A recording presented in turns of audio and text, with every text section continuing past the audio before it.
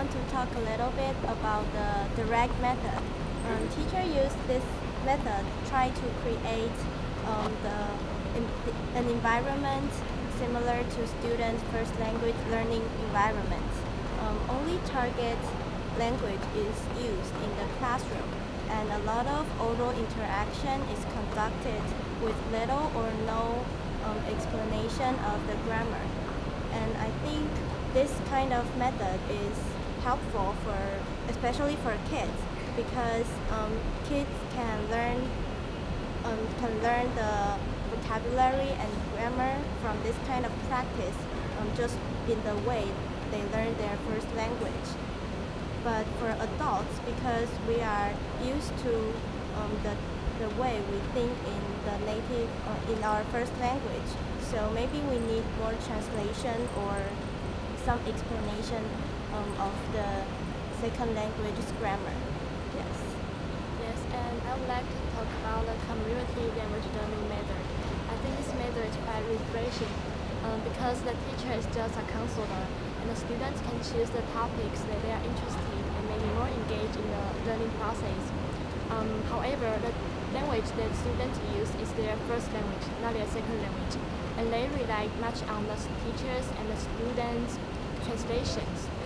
And they think that the students can gradually comprehend the grammar of the first language, and they can speak fluently of the target language in the end. But I think the students may not have time to analyze those grammars in the rapid exchange of the conversations. So this may add difficulty to their learning. And besides, since the students talk freely in their first language, so in the teacher's translations, there may be difficult as well as easy grammar. And if the students haven't built the basic grammars, they may have difficulty understanding the more difficult grammar. And I want to talk about the silent way, which focuses on learning by discovering and creating. And it's a good method because sometimes students would be more impressed with the information they discovered by themselves. If the teachers just keep providing tons of information and teaching them grammar, vocabulary in detail, students are likely to forget about what they learned in a short time. Besides, I think this method can also be applied to other things, not limited to language learning.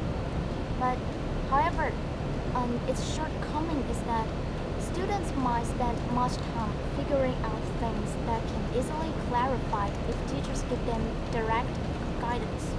So I think in this way, the teacher talk is crucially important.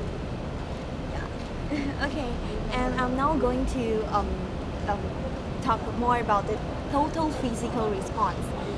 Because of the accompany of physical response, so we can get both, so that the students can get both right and left brain function at the same time while learning their second language, so that they can better learn the second language. In terms of this, I think it's quite good. However, I think that the biggest drawback for TPR is that teacher will meet difficulty on explaining those abstract ideas. Like if the teacher want to explain think or dream or even focus, I think teacher will have the difficulties on involving those physical response while explaining these abstract ideas. So I think in terms of explaining concrete ideas or concrete object, TPR will be a very good method. But however, in terms of explaining those abstract ideas, I think that TPR will be very limited.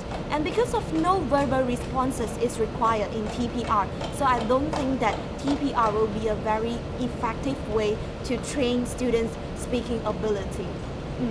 So I think that's all about our discussion. Thank you.